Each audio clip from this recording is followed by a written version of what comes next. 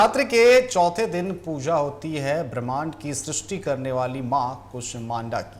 कहा जाता है कि जब चारों ओर अंधकार था तब मां ने अपनी मधुर मुस्कान से इस सृष्टि की रचना की। मां कुष्मांडा का यह रूप हमें सिखाता है कि एक छोटी सी मुस्कान और सकारात्मक ऊर्जा से बड़ा परिवर्तन लाया जा सकता है। वे अष्टभुजा धारिणी है और सृष्टि को प्रकाश, ऊर्जा और जीवन देने वाली है। आपको बता दें कि इस वर्ष नवरात्रि का चौथा दिन 2 दिन मनाया जाएगा। यह बुधवार से शुरू होकर गुरुवार सुबह 6:40 तक समाप्त होगा।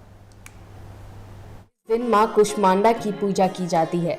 माता कुष्मांडा की उपासना करने से परिवार में सुख समृद्धि आती है, साथ ही व्यक्ति को यश, बल और दीर्घायु की प्राप्ति होती है।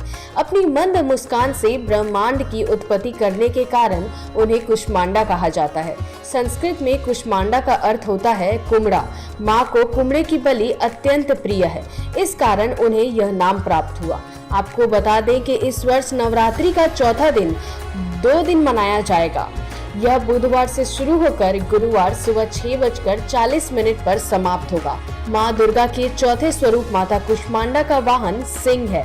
मां कुष्मांडा की 8 भुजाएं होने के कारण इन्हें अष्टभुजा वाली भी कहा जाता है। इनके 7 हाथों में कमंडल, धनुष, बाण, कमल, अमृत से भरा कलश, चक्र और गदा नजर आता है। तो 8वें हाथों में जप की माला। कहते हैं इस जप की माला में सभी सिद्धियों और निधियों का संग्रह है। कुष्मांडा देवी थोड़ी सी सेवा और भक्ति से प्रसन्न हो जाती है।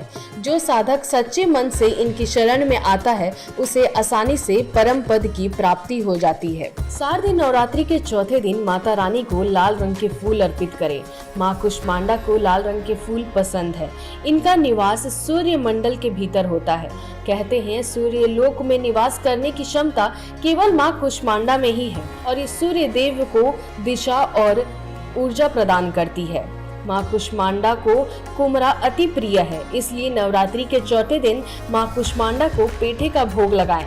इसके साथ ही माता रानी को मलपुए और हलवे का भोग भी लगाया जा सकता है। मां कुष्मांडा की पूजा करने से अनाहत चक्र जागृत होता है, जिसे हृदय चक्र भी कहते हैं। यह चक्र प्रेम, करुणा, भावनात्मक संतुलन और आत्मिक ऊर्जा का प्रतिनिधित्व करता है। इस चक्र के जागरण से भय समाप्त होता है, व्यक्ति में ईमानदारी आती है और उसे सूर्य जैसे तेज और जीवन में स्वास्थ्य प्राप्त होता है।